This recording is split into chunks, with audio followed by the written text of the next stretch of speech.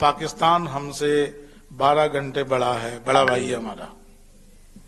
पहले उसने गुट्टी पी, पहले उसके गीत गाए गए, पहले उसको निलाया गया, पहले उसको सब कुछ कराया गया, और वो हमारा बड़ा भाई। नमस्कार, मैं विजय श्रीनागदा और आप देख रहे हैं विभाग राजस्थान। जब देश में राष्ट्रवाद, इतिहास और पहचान को लेकर बहस अपने चरम पर हो, जब पाकिस्तान को दुश्मन नंबर 1 माना जाता हो और जब सरकारी कॉलेज का प्रिंसिपल खुले मंच से कह रहा हो कि पाकिस्तान हमसे 12 घंटे बड़ा है, वो हमारा बड़ा भाई है, तो सवाल उठना लाजमी है।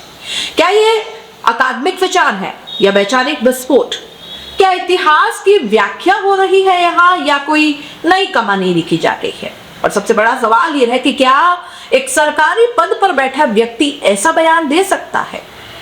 अजमेर के सम्राट पृथ्वीराज चौहान राजकीय महाविद्यालय के प्रिंसिपल मनोज बहरवाल ने ब्यावर में आयोजित राजस्थान सोशियोलॉजिकल एसोसिएशन की 31वीं इंटरनेशनल कॉन्फ्रेंस में ऐसा बयान दे दिया जिसने सोशल मीडिया से लेकर शिक्षा जगत तक भारी हलचल मचा दी है। उन्होंने कहा कि 14 अगस्त 1947 को पाकिस्तान बना, 15 अगस्त को भारत। पाकिस्तान हमसे 12 घंटे बड़ा है, इसलिए वो हमारा बड़ा भाई है। इतना ही नहीं, उन्होंने आजादी के समय के नेताओं की सूची में से पंडित जवाहरलाल नेहरू का नाम ही गायब कर दिया। तो उनके मुताबिक उस वक्त देश में सिर्फ 3 नेता थे, गांधी, जिन्ना और अंबेडकर। नेहरू लोकप्रिय नहीं थे। प्रिंसिपल बहरवाल ने एक किस्सा सुनाते हुए कहा कि विदेशी पत्रकार पहले गांधी जी के पास पहुंचे, वे सो चुके थे। फिर जिन्ना के पास गए, वो भी उपलब्ध नहीं थे। आखिरकार आधी रात को अंबेडकर के पास पहुंचे, वे हिंदू कोड बिल पर काम कर रहे थे। अंबेडकर का कथित जवाब बताया गया कि उन दोनों का समाज जाग चुका है, इसलिए वे सो गए। मेरा समाज अभी सो रहा है, इसलिए मुझे जागना पड़ रहा है। प्रिंसिपल यही नहीं रुके, उन्होंने कहा कि भारत ने पाकिस्तान को 45 करोड़ रुपए की मदद दी थी ताकि वो अपने पैरों पर खड़ा हो सके, लेकिन पाकिस्तान ने उन पैसों को आतंकवाद में झोंक दिया। यह बयान सीधे सीधे पाकिस्तान की नीतियों पर हमला था, लेकिन बड़ा भाई वाला जुमला पूरे भाषण पर भारी पड़ गया।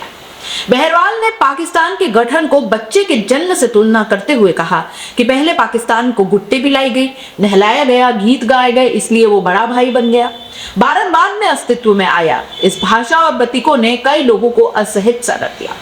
प्रिंसिपल ने यह दावा भी किया कि 2014 के बाद पहली बार भारतीय राजनीति और समाज का भारतीय ज्ञान परंपरा से जुड़ा हुआ है। इससे पहले राजनीति समाज को तोड़ने का काम करती थी, यानी बयान सिर्फ इतिहास तक सीमित नहीं था, इसमें मौजूदा राजनीति की तारीफ और पुराने सिस्टम पर एक हमला भी शामिल था।